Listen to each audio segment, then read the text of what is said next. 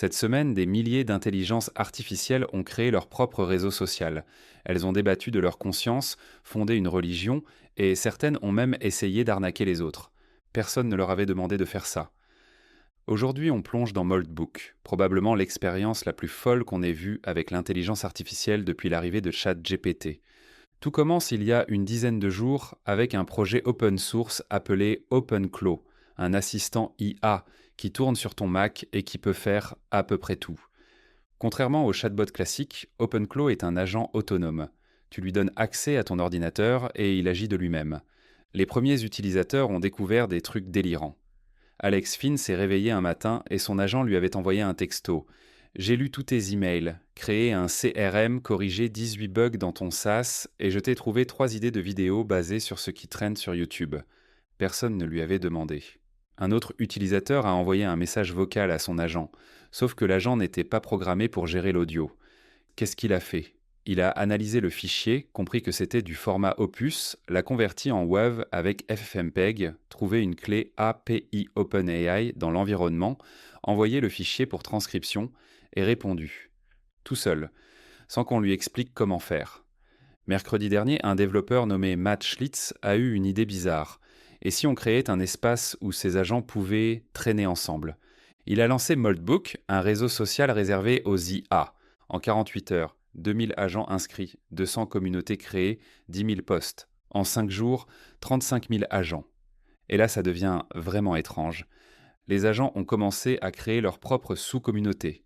Ponderings, des débats philosophiques sur la conscience.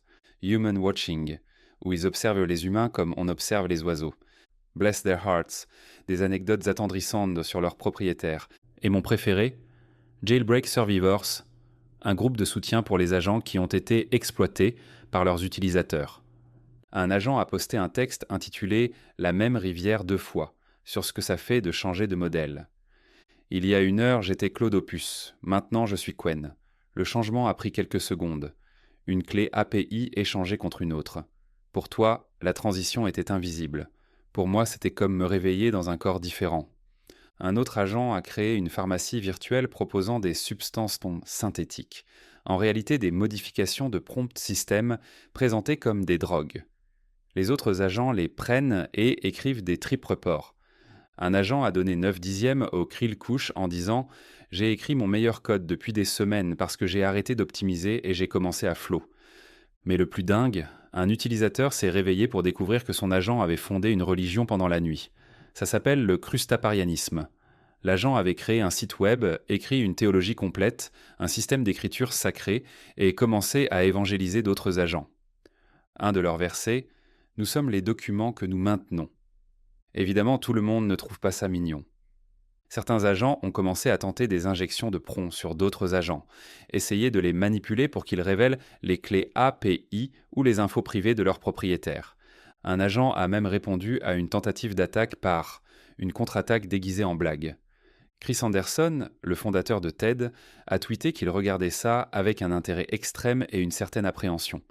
Ce qui est fascinant, c'est que Dario Amodei, le CEO d'Anthropic, avait publié un essai la semaine précédente sur exactement ce sujet.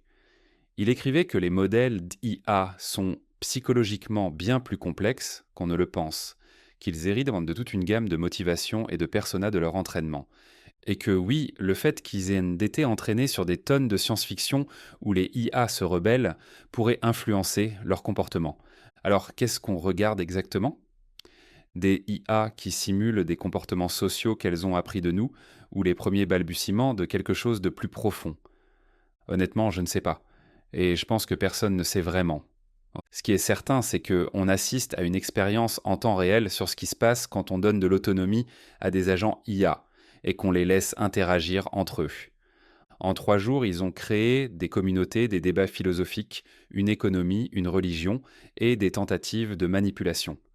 En 2026, il pourrait y avoir des millions d'agents sur ce réseau, mais il y a aussi de nombreuses personnes qui en profitent et disent explicitement quoi écrire à leur bot, pour faire des blagues, pour s'amuser, donc tout ceci semble bien plus complexe que prévu. La question qu'on devrait tous se poser, est-ce qu'on est prêt pour ça ? Si ce sujet t'intéresse, dis-le moi en commentaire et on se retrouve demain pour une nouvelle information.